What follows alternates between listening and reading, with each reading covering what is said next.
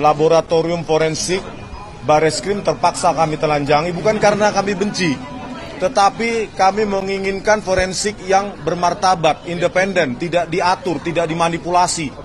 Bahkan tidak, Kapolri pun harusnya tidak boleh punya otoritas mengatur hasil dari forensik.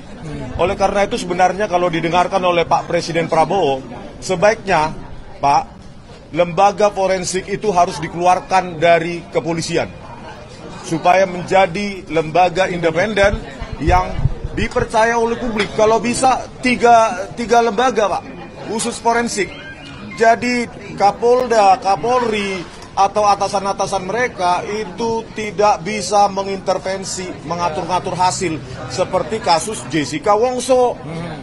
Ya, Dirtipidumnya Krisnamurti, Kapoldanya Tito Karnavian, Kepala Laboratorium Komputer Forensik Muhammad Nual Azhar, mereka berkomplot dengan para jaksa memanipulasi barang bukti digital, mengabur-ngaburkan menggunakan software gratisan yang bernama eRightSoft. Itu software gratisan dipakai oleh laboratorium forensik. Tadi saya jelaskan juga ya, Mas, pengantar saya. Kenapa saya jelaskan ini? Karena saya cinta kepolisian.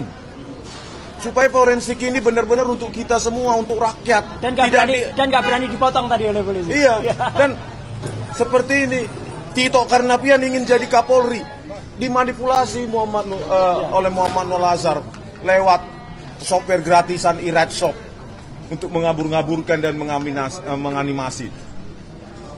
Itulah contoh nyata. Ya, belum lagi KM50, belum lagi Verdi Sambo.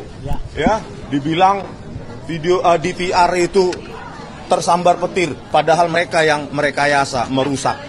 Jadi ini, makanya kita telanjangi benar-benar Dirtipidum ini dan timnya, bukan karena kami benci, tapi karena kami cinta kepolisian.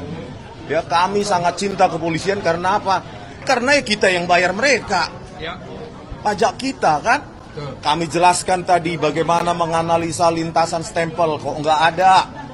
Ya, kok nggak ada itu kanal rednya, padahal harusnya stempel pas foto dulu baru stempel.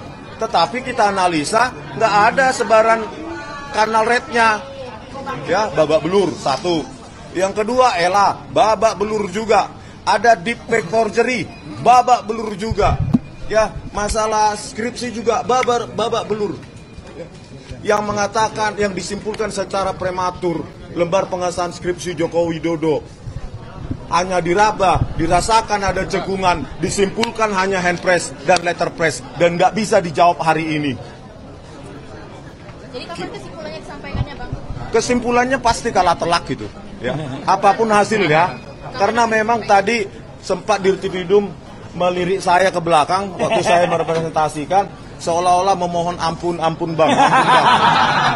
Seolah-olah ya? Iya, seolah-olah ampun Bang, cukup lah Bang, jangan kulitin terus Bang, ampun Bang. Jadi Biro Wasidik menyampaikan kapan menyampaikan kesimpulan dari gelar-gelar? Ya, kapanpun itu, saya kira Karwasidik harus fair. Ya, banyak sekali celah-celah yang mengatakan bahwa kesimpulan dari forensik Bareskrim Polri yang diumumkan oleh Dirtipidum itu sangat-sangat prematur. Kalau berani periksa Pak Iman Raharjo, bagaimana kiosnya itu yang menjadi calo dokumen palsu di Pasar Pramuka Pojok, kaitannya atau korelasinya dengan lompatan kuantum karirnya menjadi komisaris dan wakil menteri desa, kalau tidak ada hubungan jasanya dengan Joko Widodo.